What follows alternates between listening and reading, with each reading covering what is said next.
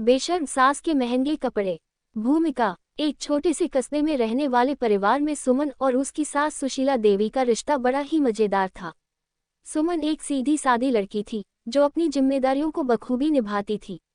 वहीं उसकी सास सुशीला देवी एकदम आधुनिक सोच वाली थी, जिन्हें सजने संवरने और महंगे कपड़े पहनने का जुनून था। उनके रिश्ते में अक्सर खट्टी मीठी तकरार होती थी, लेकिन एक ऐसी घटना हुई जिसने उनके रिश्ते को नए मोड़ पर ला दिया। सास के जुनून की हद। सुशीला देवी को महंगे कपड़े और साड़ियां खरीदने का ऐसा शौक था कि वे अपनी बेटी की उम्र की लड़कियों जैसे तंग ब्लाउज और फिगर हगिंग साड़ियां पहनने लगी। उनके इस अंदाज पर पूरे मोहल्ले में चर्चा होती थी। एक दिन सुशीला देवी ने ऑनलाइन एक चमकदार सिल्क की साड़ी मंगवाई, जिसका ब्लाउज ऐसा डिजाइनर था कि उसकी गर्दन गहरी और पीछे की डोरी बेहद पतली थी।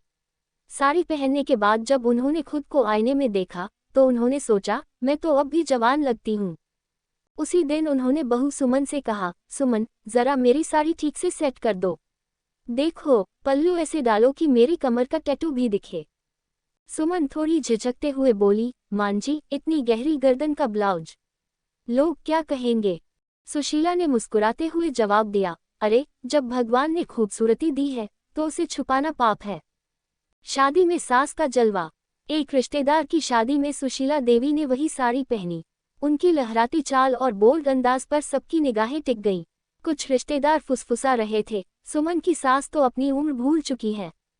सुशीला देवी को इन बातों की परवाह नहीं थी, लेकिन तब माहौल और गर्म हो गया जब डांस फ्लोर पर उनकी साड़ी का पल्लू खिसक गया।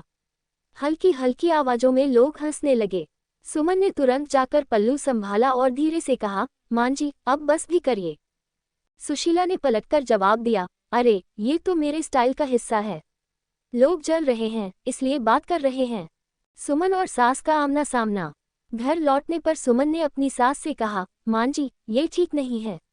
आपकी ये हरकतें पूरे परिवार की इज्जत पर असर डाल सकती हैं। सुशीला देवी ने मुस्कुराते हुए कहा, सुमन, औरत को खुद पर गर्व होना चाहिए। ये शरीर और खूबसूरती हमारी है और इसे दिखाने का हक भी हमारा है।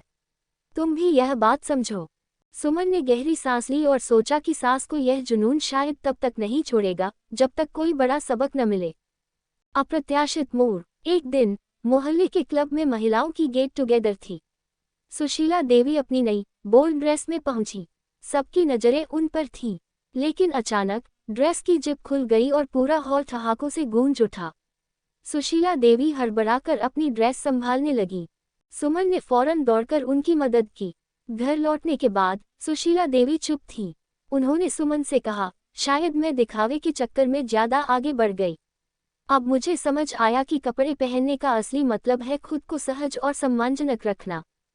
सास बहू का बदला रिश्ता। उस घटना के बाद सुशीला देवी ने सुमन से माफी मांगी और अपनी आदतों में बदलाव लाने का वादा किया। अब दोनों के बीच रिश्ता और मजबूत हो गया। निष्कर्ष। ये कहानी हमें सिखाती है कि आत्मसम्मान और सहजता से बढ़कर कुछ नहीं है। दिखावा कभी कभी शर्मिंदगी का कारण बन सकता है, लेकिन रिश्तों की गर्मजोशी और समझदारी हर मुश्किल को हल कर सकती है।